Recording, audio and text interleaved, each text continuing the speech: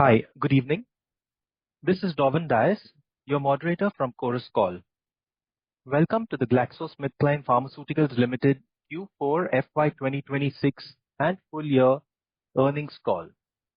From the management at GlaxoSmithKline Pharmaceuticals Limited, we have Mr. Bhushan Akshikar, Managing Director, GlaxoSmithKline Pharmaceuticals Limited, and Mr. Ronajit Biswas, Chief Financial Officer, GlaxoSmithKline Pharmaceuticals Limited. By participating in this event, you consent to the recording, distribution, and publication of this event. Kindly note that this call is meant for investors and analysts only.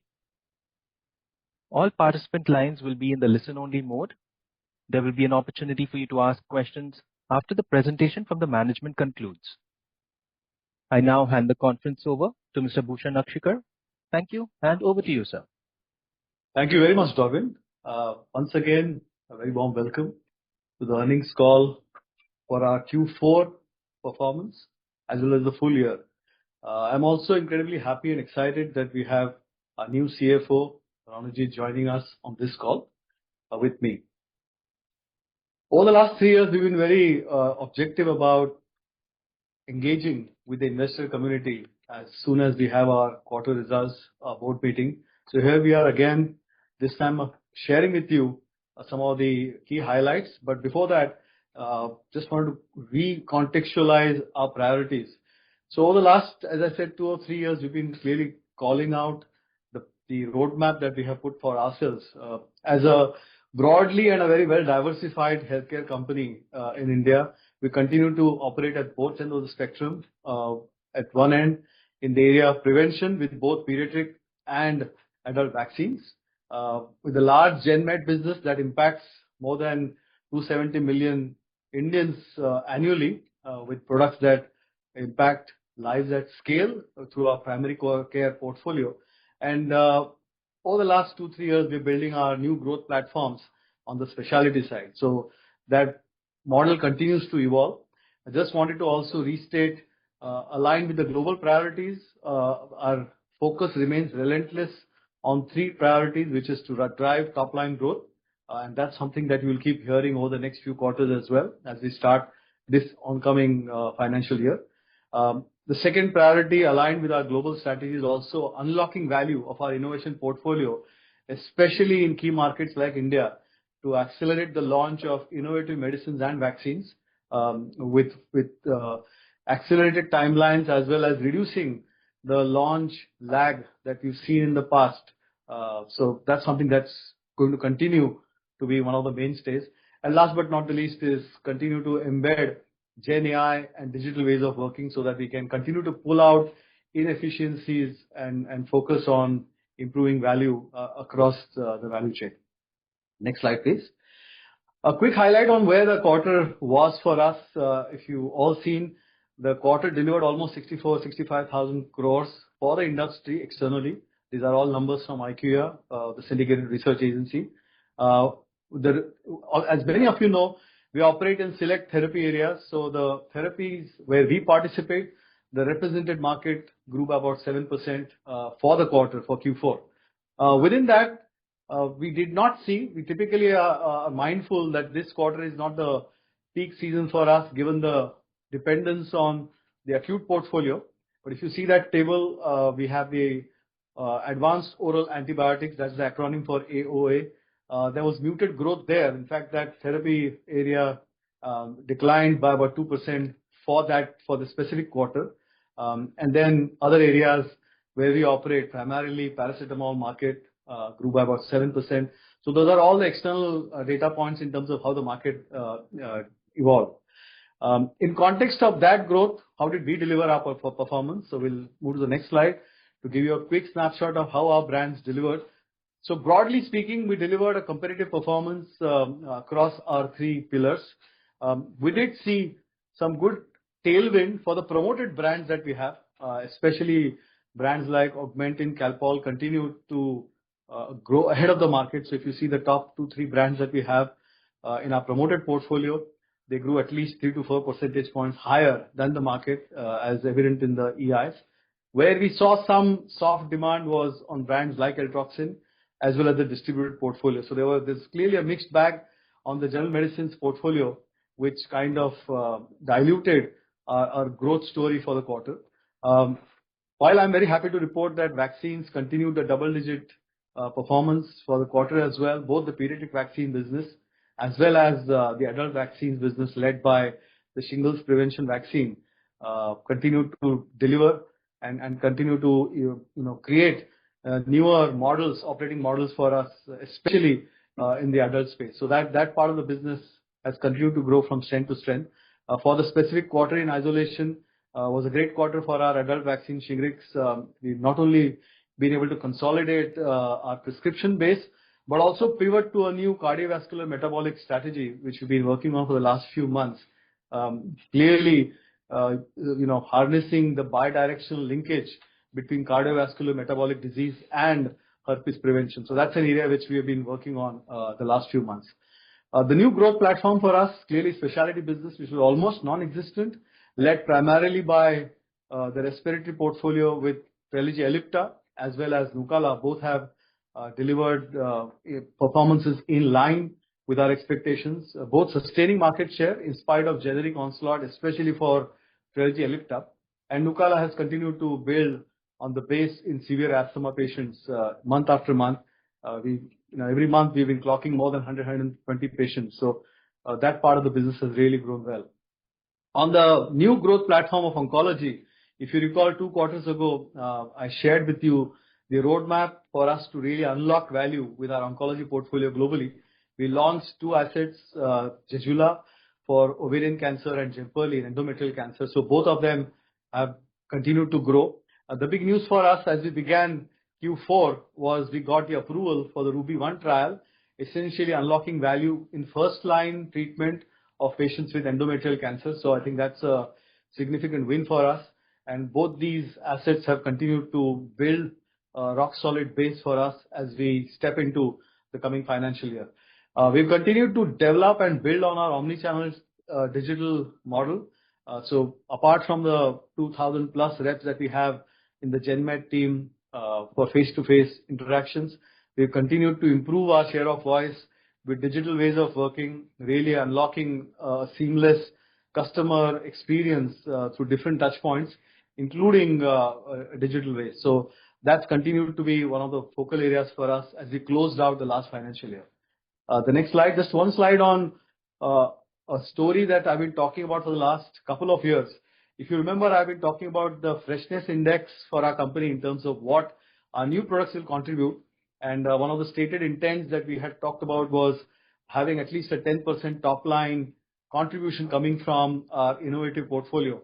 Happy to report that as we closed out Q4, we have almost 6% of our top line coming from the new portfolio led by innovation-driven medicines and vaccines, starting with Jemperli and Zejula. I just talked about these 2.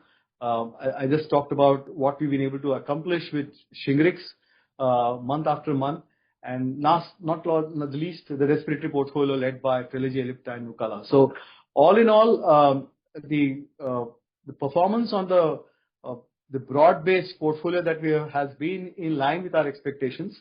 The growth story has been slightly muted on account of 2 factors. As I said, the first one was the distributed portfolio. The tail-end brands did not give us the kind of tailwind that we expected.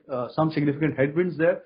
But more importantly, we continue to have the last of what we saw on the supply constraints, especially with one of the CMOs that we had the fire. I think this was the last quarter where we had some residual impact. And those are the 2 principal reasons why we were not able to have the growth in line with expectations. The underlying growth would be in the range of about 5 to 6% there. So that's the story for Q4. I'll just hand over to Ranujit to give a quick snapshot of the financials before we open it up for questions. Over to you, Ron. Thanks, Bhushan. Good evening, everyone. This is my first earnings call in this role, and I want to briefly outline how we are looking at the business, both for the quarter and the full year. I'll begin with the full year financials before we get on to the quarter. On a full year basis, revenues were up 2%. EBITDA grew double-digit at 11%. PAT growth was also double-digit at 10%. So in summary, in the year, we continued our trajectory of profitable growth and margin expansion. As Bhushan already called out, our top-line growth was muted because of the disruption, in a key CMO, and that impacted largely our general medicines portfolio. But that said, our promoted brands delivered competitive external performance, and we gained market share. The other point to emphasize is we are building momentum with our innovative portfolio and our new launches.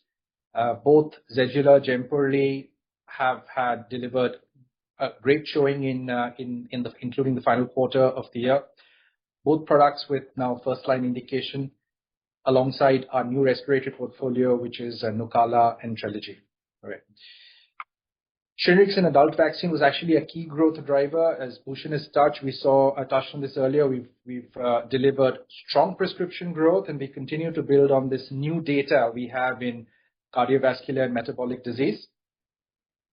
And that said, even our pediatric vaccines portfolio was up 9%, where we maintain our lead in the private vaccines market in the segments we operate.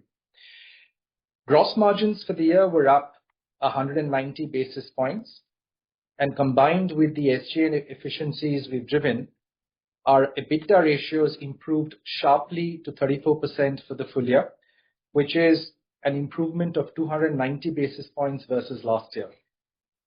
Now, our SG&A ratios reduced by 1 percentage point, and this is in the backdrop of continued investment in our new launches and innovative therapies, because this is a key driver to our future growth. The main gains, the main efficiency gains were from field force productivity and AI-led optimization, which helped with our disciplined cost management. We did cross a milestone for the year. We delivered our first ever PAT, excluding exceptionals, of more than 1,000 crores. Earnings per share was at 59.60 rupees per share. That's up 10% versus last year. We had a healthy cash generation, and our year-end cash position is now at 2,745 crores. Our return on capital employed was at 61%. And if you've seen our announcement, the board earlier today declared a final dividend of 57 rupees per share. Next slide, please. So we've consistently improved our profitability metrics, and the return ratios are stable. So as you can see, both EBITDA and gross margins show meaningful improvement over time and versus the previous year. Next slide, please. Right. So moving to the quarter standalone, sales were up 2%. EBITDA grew at 5%, and PAT growth was at 6%. Our headline sales were muted, as we alluded to, because we continue to experience some lingering impact of supply constraints. And this is also as a result of some delayed vaccine shipments, which will result in some shifting of sales into the June quarter. Notably, we continue to see great momentum on our new launches on the oncology portfolio and the new respiratory portfolio, which are now a meaningful portion of overall sales at 6%. EBITDA for the quarter improved 1 percentage point, up to 35%, on better gross margins and cost management. Right? We maintained our focus on cash generation, and as we strengthen and optimize the balance sheet. Next slide, please. This slide summarizes the journey we've been on. On the left is the transition to an innovative and specialty-led business. And this is important. Why? Because these are higher growth, higher quality of sales, strongly differentiated IP-protected assets. And this is where we see our future growth coming from.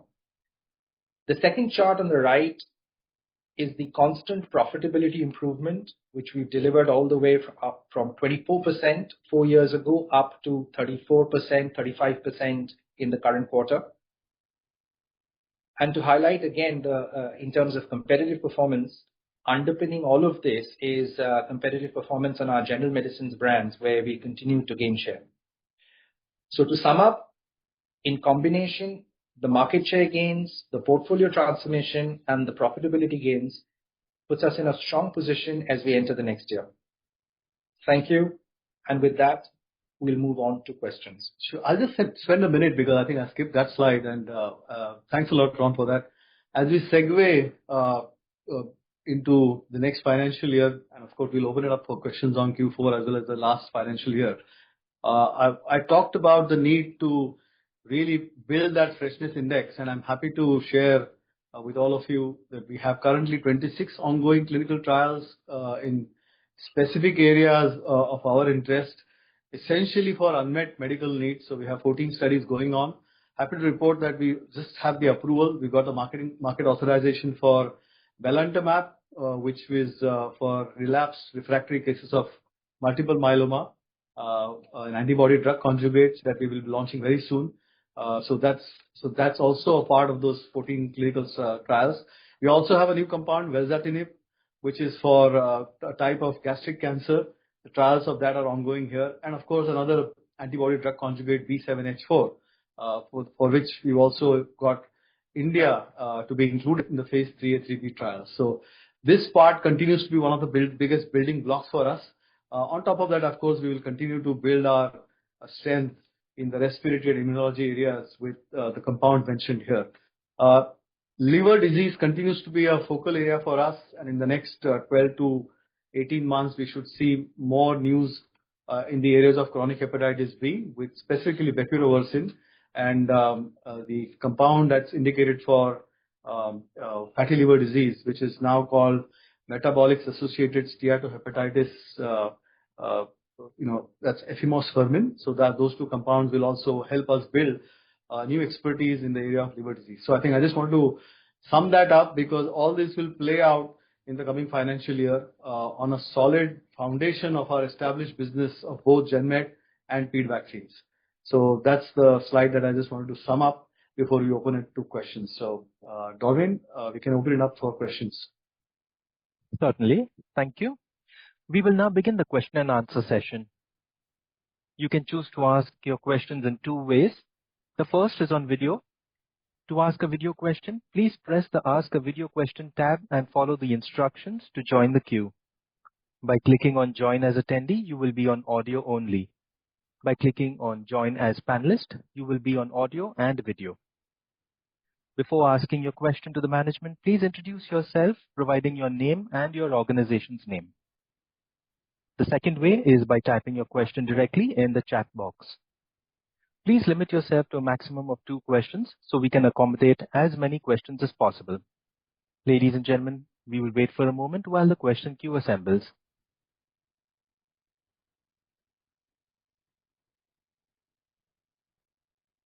Our first question is a text question from Jinal Sheth from Auriga Capital. Hello. Somewhere you had given an indication that these supply issues should be out of the way, but it was a bit negative to see the impact continued. When do we expect these to rationalize, as in a way that this is lost sales? Is that correct? Is that the end of the question, Dorwin? Yes, that is the end of the question from Jinal. Sure. Thank you very much, Jinal, for that question. Yes, I do own up that in the last call, we had clearly articulated that the supply issues are behind us.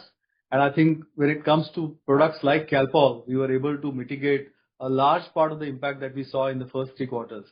As you heard from Ron, we had some residual issues on our tail end brands, which we still couldn't address given some of the quality issues, and that's why it's taken longer.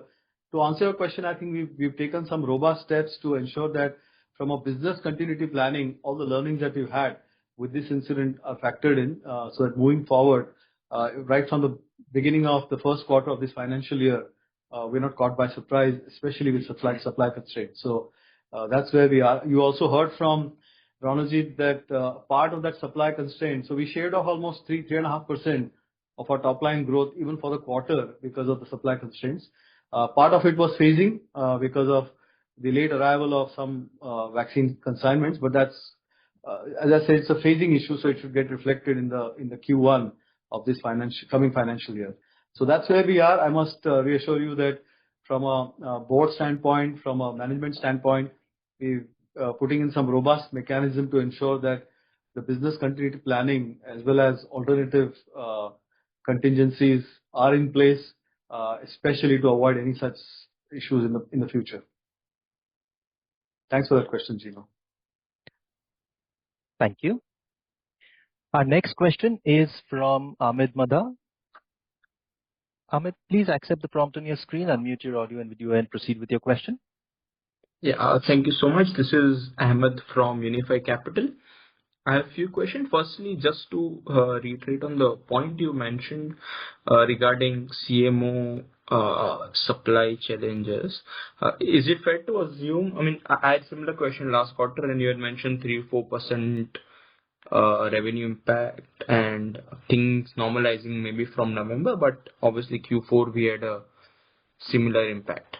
So is it fair to assume from Q1 things should normalize and there shouldn't be any supply side challenges? So, Mr. Ahmed, thank you very much for that question, and I can only reassure you, given the visibility and the oversight that I, along with the management team, have, beginning the month of April and Q1 of our new financial year, we don't have any supply constraints.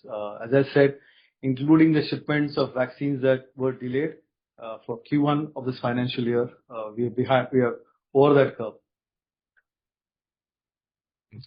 And you also spoke about vaccines-related supply challenges. What will that be? Will it be importing from the parent entity and delays in that case? If you can expand a bit on that. Sure. So if you recall, our vaccines had to be cleared by central labs. So it was just a timing issue. Although the vaccines arrived in the month of March, we couldn't get the clearances in the right time from the regulatory agencies. So we did that in a matter of a few days, but then it had spilled over into the Q1 of the financial year. So it's just a phasing issue. There are no supply constraints there. It's largely a phasing from Q4, which has got spilled over into the Q1 of this financial year, the next coming year. Does that mean the primary consumption and growth and market share, all of that is intact and is, in a sense, you were putting inventory in the channel is delayed? Is that way to look at it? So that's a good question, Mr. Ahmed. If you look at our offtake or the secondary sales analysis as captured even by the syndicated research agencies, our growth continues to be a healthy high single digit or double digit. So that's where the underlying fundamentals and the health of the business is still intact. These phasing issues are just from one month to the other. So the answer is yes. So, coming to the Trelegy product and SITD market in general, you have spoken about fluticasone going off patent with the loss of exclusivity and that gaining market share. How should one look at the product comparison between different, like a lot of similar sort of products coming in the same therapy? Do you see you gaining more market share moving forward? If you can explain a bit on that. Sure. So, Mr. Ahmed, as you know, we are a country with almost 70 to 80 million COPD patients. So the market continues to grow, and within that growing market, with patients who continue to need treatments which will really get them relief, the single inhalation triple therapy continues to be the fastest growing. So that's not changed. Yes, it's not fluticasone. We lost the patent on umeclinidium, which was one of the ingredients in the triple combination. So you have a lot of similars or generic versions of our product, but nothing like the original Trelegy Ellipta.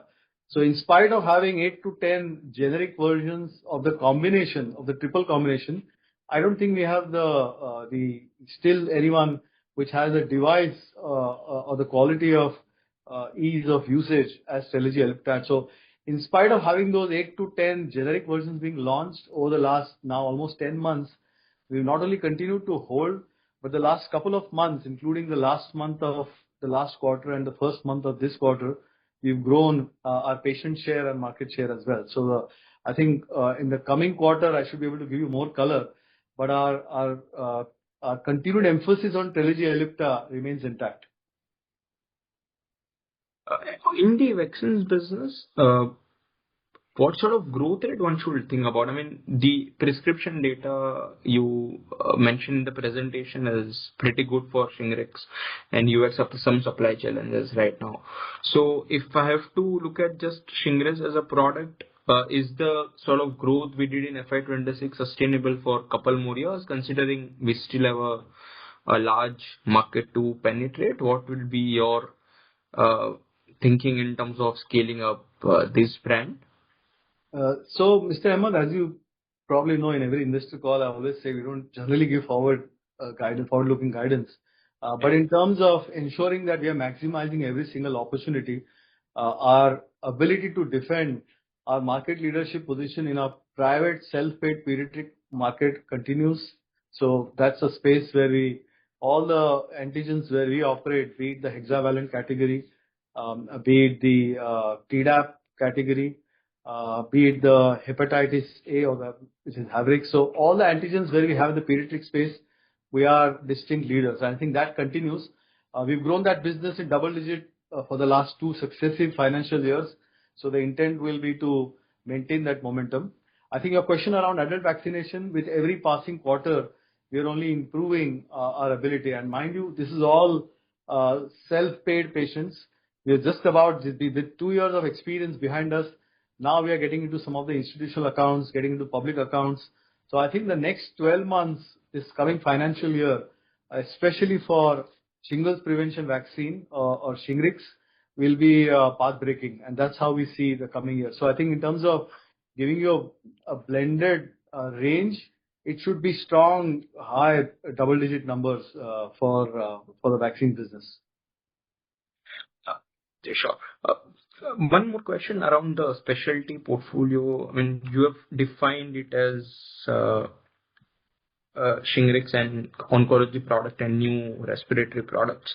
And the number disclosed in the presentation is 6% of the sales in Q4. Will it be possible to give the same number comparable for same products in last year Q4? And as a whole, is there any sort of a sense or management thinking what percentage we need to scale this number to for the innovation portfolio? I think, Mr. Ahmed, I'm sorry to interrupt you, but I think I answered some parts of that question even when I was presenting. Our stated intent is always to say, I've always said this, that our freshness index should be around 10%, which means can we have the innovative portfolio contributing about 10% of our top line. On like-to-like basis, that number was about 2%. You heard it in my CFO's pages. We've brought it to 6% for the last quarter. And that's the journey that we've been on. So I think we'll be relentless to ensure that these growth platforms really kick in for us. Watch this space. I think it's still early days. So watch for the next couple of quarters. I have a few more questions, so please allow me. 2 questions on margins. Go ahead, but I 2 questions on margins. Well, firstly, for the specialty portfolio, how should one think of the margin profile, considering obviously these are not manufactured in India and you will have imports? So how should one differentiate the margin profile of specialty portfolio versus your base business? Secondly, just considering we have significant or rather material NLEM exposure, and there is a lot of inflation in RM prices, and it is showing up in API prices, and it will come to our P&L as well. So how should we navigate, or how are we thinking to navigate it? And because there will be some limitations to how much price hikes you can take, there will be some RM volatility. So if you can just spell out how are you looking at margins in 2 different buckets. So 2 things there, Mr. Ahmed. Hopefully this is the last question. Yeah, this is last. Others also get a chance to ask questions. But more importantly, if you remember, we've always said that it's our stated intent to remain relentlessly focused on the top line growth. So that's our first objective. I think anything that comes in the way of our top line growth is secondary. The primary objective is to grow the business. In the process, we will be also focused in expanding the gross margin. So I think that's also worked out. You saw in one of the pages that Ranajit was presenting the significant improvement that we've had, therefore leading up to the EBITDA margins that we have and the operating margins as well. But that's not the end in itself. I think wherever possible, whether it's cost optimization, whether it is locking in with agreements which will kind of protect us for the next 12, 18 months, those agreements are in place. We're constantly looking at the evolving situation externally, and given the handle that we have on the end-to-end value chain, including raw materials, packaging materials, I think we are watching this space with every passing month. I think at this stage, I can't really crystal ball gaze and tell you, but I think our focus will be on to hold on to the margins that we've been able to accomplish till now. That's how I would answer you. Your second question on the NLEM, yes, we continue to have almost 40% of our business covered in NLEM, but I think this time around, even when NLEM is announced, we don't have any surprise like last time. I'm sure you recall last time we had 2 or 3 of our big brands being included. Our engagement along with the industry associations are in the right direction. So I think on that front also, we anticipate that we are pretty much well ring-fenced as of now, and we have all the scenarios planned out well as of now. Thank you. Ladies and gentlemen, we request you to please restrict yourselves to 2 questions only so that we can accommodate all questioners in the queue. Our next question is from Gokul Maheshwari of Auriga Capital Advisors LLP. Bhushan sir, in the past annual reports and interactions, you have expressed an aim to grow the business in double digits. In F26, we grew 2%. In F25, we grew 8%, and F24, 7%. How do we bridge this gap to achieve the aspiration double-digit growth? Thank you very much, Mr. Gokul. I think it's always good to hear from you. I think our ambition to grow double-digit remains undiluted. So that's the first, and it's not only an intent, and that's the reason why I talked about the innovation portfolio. We are mindful that our established business is significantly substantial given our operating model. As I said in the beginning, we operate at both ends of the spectrum with a large established business, and now on top of that, bolting on all these growth platforms. So if you recall, 3 years ago, we didn't have this kind of launches happening.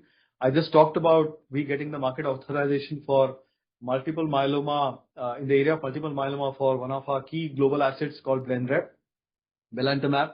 So this is on top of what we already have for ovarian and endometrial cancer, respectively for Zejula and Jemperli.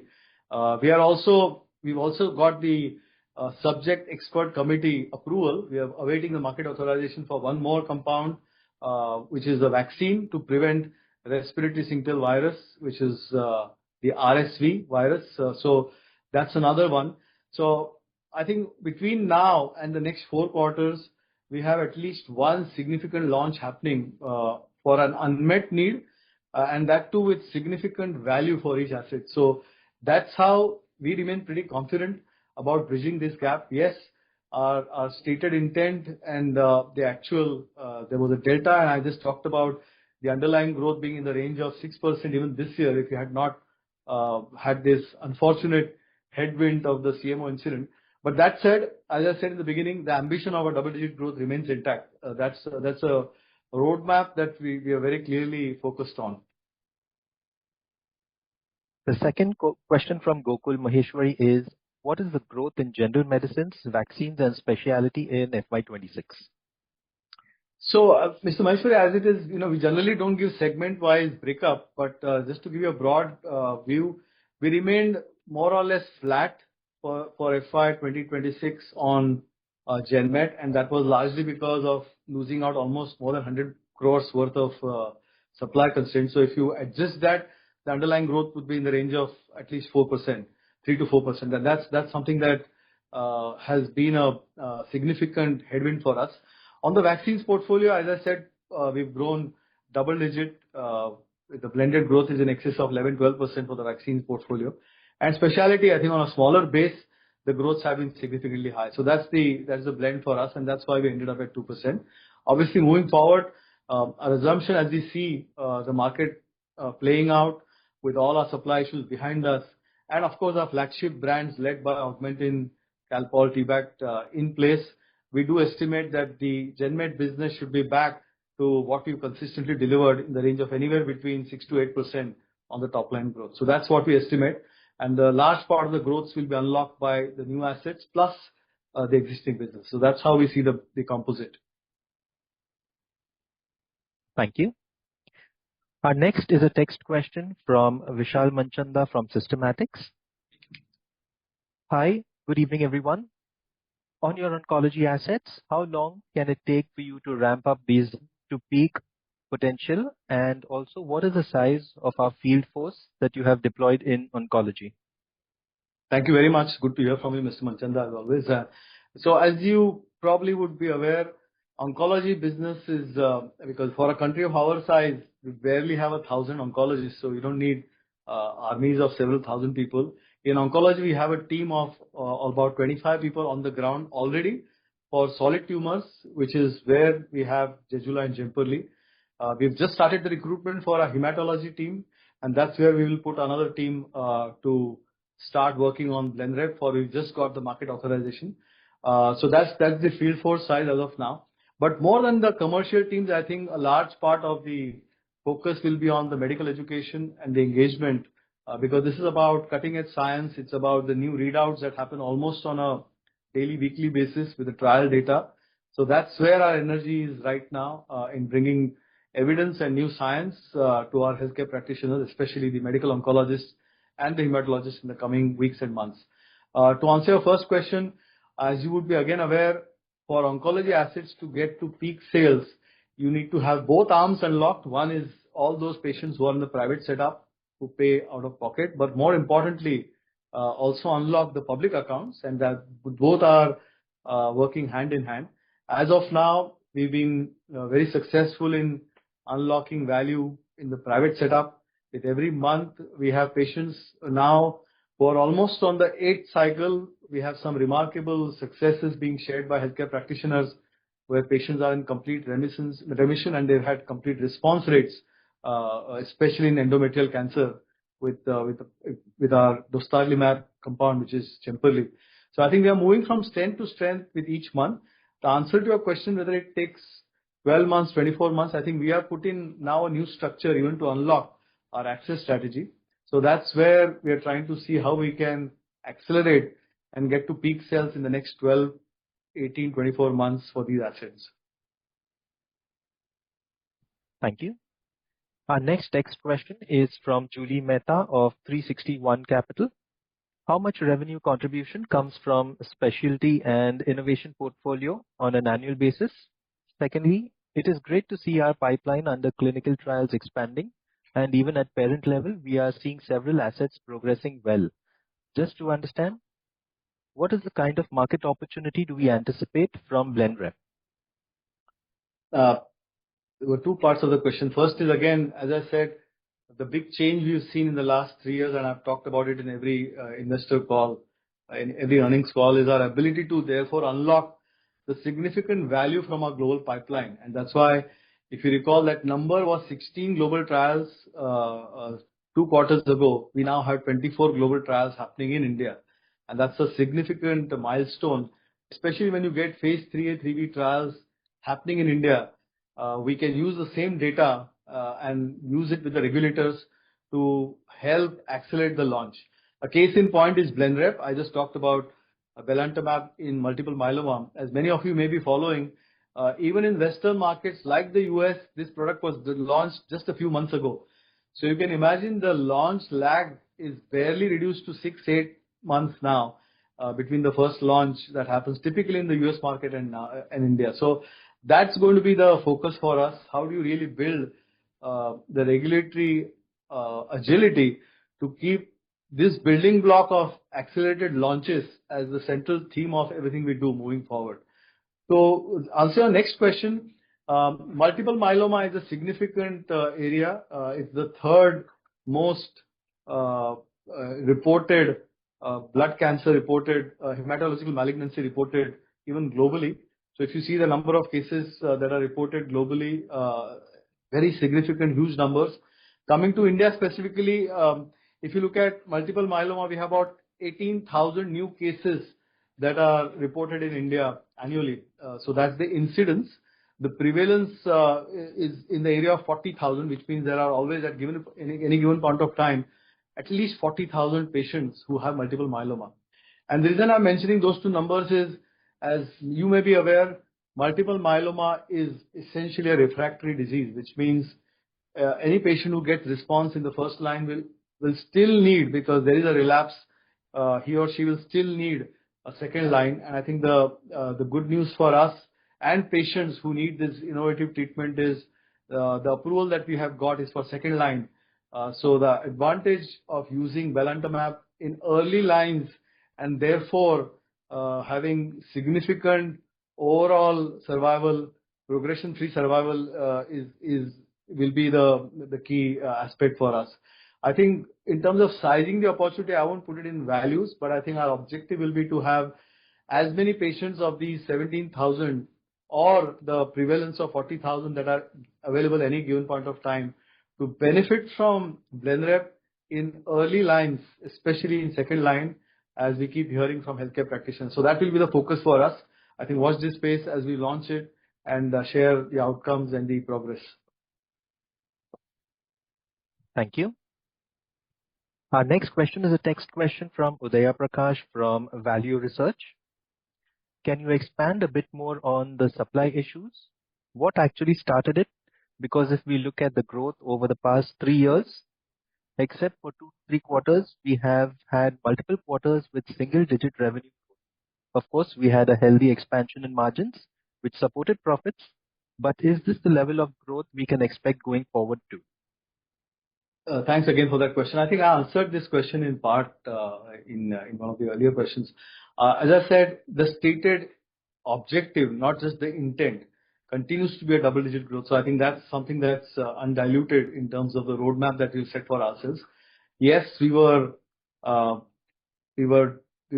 with an unfortunate incident at one of our most significant CMOs with a fire that started exactly a year ago in April. I mean, that event happened in April, but the follow through in terms of remediation, getting the site revalidated, ensuring that every single pill that comes out of that site has the same standards that GSK expects, so that no single patient is exposed to any risks and safety issues. That took longer than expected, and that's really the story for us. As I said,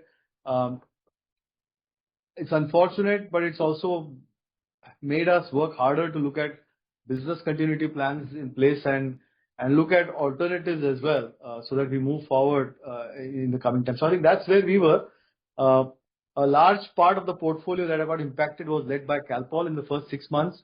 We got the products out by the end of Q3 for products like Calpol, but there were still some tail end brands, some brands which were distributed, which still are material for us in terms of losing out those 28-30 crores that we did for Q4. So I think beginning the first quarter of this financial year, that supply chain is now remediated, and we don't have any more supply constraints from that side. So that's the long story to give you a quick summary of what happened there.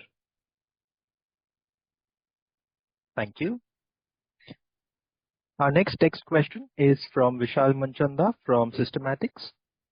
Any broad guidance on how operating margins would work out for your oncology portfolio versus the rest of the business? Also, to get a sense on affordability of your oncology portfolio, can you give a range as to how it is priced on a per patient per year perspective? Can you also guide whether these treatments get covered under health insurance plans? Mr. Manchanda, thanks for the questions again. Yes, as you probably are aware, I'll take the pricing question first. We've always had an India-centered, India-focused tiered pricing model. So obviously, if you look at the cost of treatment for products that we have both in ovarian cancer and endometrial cancer, namely Zejula and Jemperli, we do have patient assistance programs in place. So I would say the cost of treatment is still in line with the class of treatments. Remember, Jemperli is an immunotherapy. It's among the leading immunotherapies globally in terms of the kind of indications that we are pursuing. So given the kind of evidence, given the overall benefit that we are seeing both for progression-free survival and overall survival, the cost of treatment is pretty much in line with what you would see with the standard of care right now in the market. I wouldn't hazard a guess in terms of the exact prices because every patient needs a unique dosage regimen. So anywhere between 10 to 16 lakhs is what patient end up paying in some of these types of cancer. But again, it's, as I said, it's a function of the dose required, it's a function of how many cycles are required. But to especially overcome that challenge, we have already instituted specific patient assistance programs under the Project Phoenix for patients who need that benefit. Your second part of the question, what will it take to unlock? I think I answered that. Our objective is also to unlock value in the public accounts.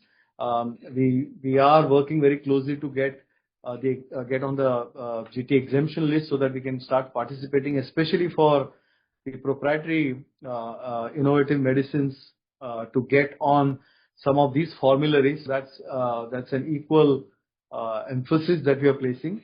Probably in the next 6 to 8 months, we should have more progress on the public account. But as of now, we are moving from strength to strength every month for within the private setup, private segments. Your question around the insurance schemes, I think again, every insurance policy, every insurance scheme has its nuances. Not all insurance policies cover cancer coverage, especially for medicines, although hospitalization is covered. But there are certain policies which do cover, and that's where we're just about scratching the surface as of now. So there's no real impact that we've seen in terms of unlocking the insurance segment. I hope I've answered your questions, Mr. Manchanda. Thank you. Ladies and gentlemen, if you wish to ask questions, you may click on the Ask a Question tab. Alternatively, you may enter your question into the chat box below. Our next text question is from Rajat Srivastava from Tata Asset Management Company. With top line expected to grow in double digits, do you expect margins to see further expansion, or would you be reinvesting back for growth? Mr. Rajat, as I said in the beginning, our objective is always to grow the top line. In the process, if we are able to get a favorable tailwind on the EBITDA, it's an outcome that not we work as a primary endpoint. Our objective will be to maintain the margins and we would love to reinvest in the business. As I said, the amount of launches that we are having in the next 6 months for this locally listed entity are significant. We have at least 2 significant launches in the area of oncology, 1 in the area of adult vaccine, and that would all require investment. So we would rather invest that money in growing the business with the expectation that we are able to hold the margin. So that's my response. I don't know if Ron, if you want to add something there. No, I think you summed it up very well. Thank you. Our next question is from Vishal Manchanda. Vishal, you may accept the prompt on your screen to unmute your audio video and go ahead with your question. Yeah, hi. Thanks for the opportunity again. So on bepirovirsen, because the hepatitis product, when do you expect an approval there? So we are still working very closely with the subject expert committee. The trial was completed. The first readout, if you saw the global readout, we are expecting the launch in several key markets, including Japan. We've just signed a deal in China for a partnership to unlock, given the huge prevalence that you see of chronic hepatitis B. Given the fact that it's the first potential functional cure for chronic hepatitis B, we do estimate there's a huge amount of work that we'll have to do along with regulatory agencies. More importantly, the health ministry, both at the state level as well as the federal, the national level. So we want to ensure that we have got everything right. To your question, we estimate the market authorization to be with us probably in the next 6 months.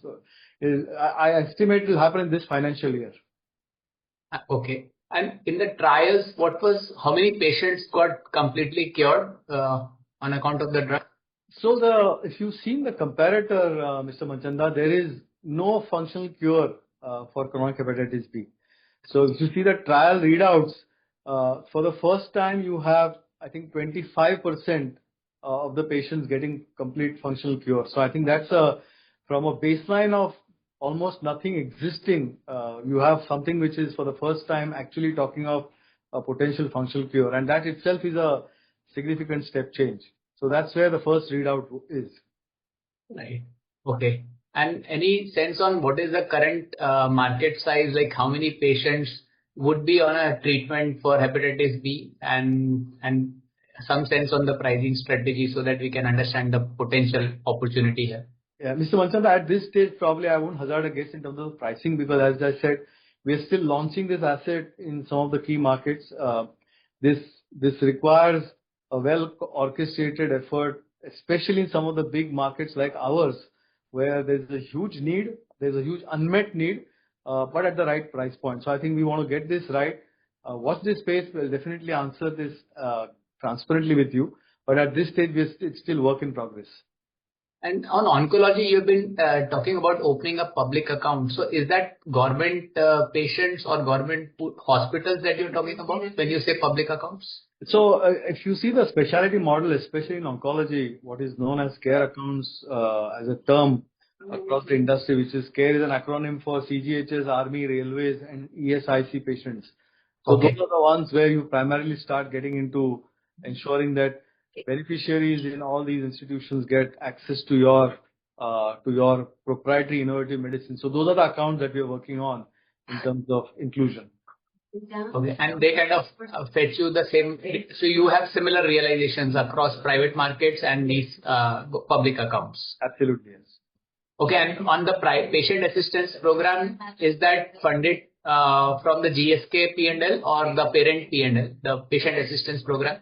So it's all a blended. The way we work is obviously we look at the P&L per business unit, and I think it's all we ensure that the margins remain undiluted for us, the locally listed entity. Okay, right. And so this patient assistance program is usually higher when the product is launched, and it comes. You kind of lower this as the product matures. Is that right to understand? No, Mr. Manchanda. I think clearly every patient, regardless of where you are in your life cycle, has a need, because disease doesn't differentiate whether you are a just launched product or in the market for 5 years. The assistance programs don't differentiate. So I don't think that's the criterion. I think it's about what's the unlock that we can have, especially given huge costs that patients have to bear in our country. So the answer would be no. They are, regardless of what stage in your life cycle you are, they would be consistent. Thank you. Our next question is a text question from Udaya Prakash from Value Research. Would it be possible for you to give an overview on the margin expansion that has occurred over the last 4 years?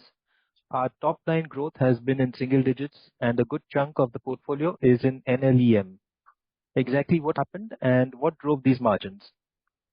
So if you've seen the last 4 years, before I hand it over to Ron to give his flavor, 4 years, 3.5 years ago, when I started doing these investor meetings, my first investor meeting, I remember we were just included, large part of our portfolio was included in the NLEM that was announced end of 22, around October, November 2022.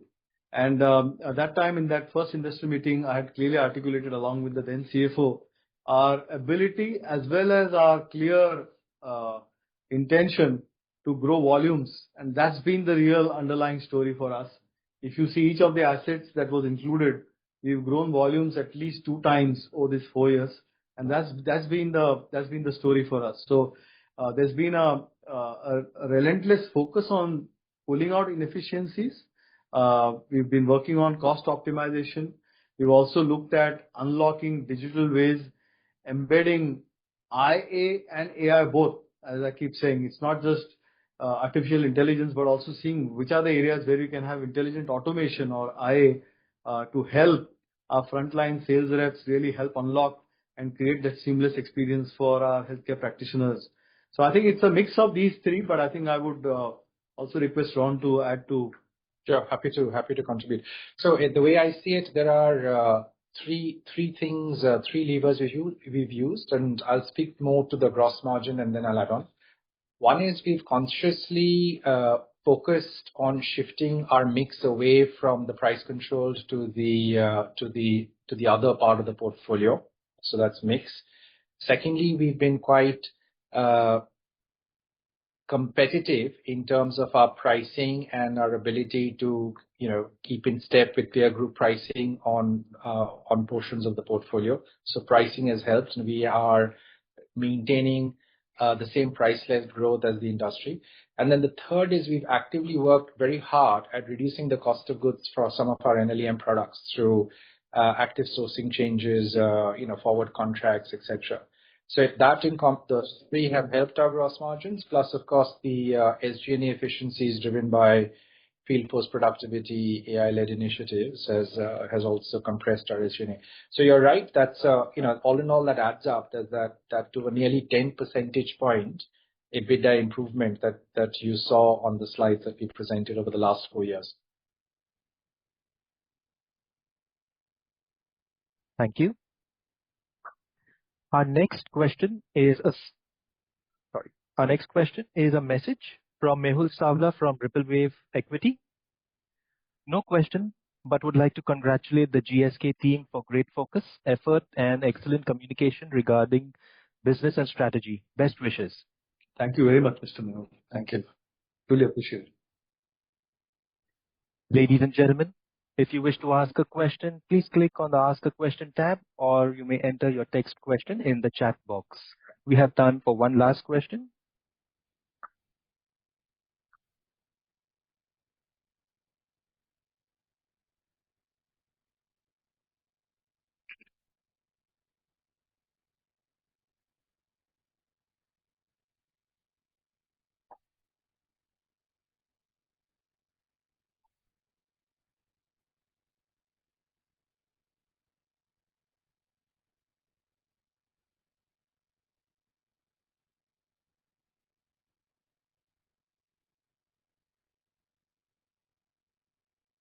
We have a question from Vishal Manchanda. Vishal, you may accept the prompt on your screen, unmute your audio and video and proceed.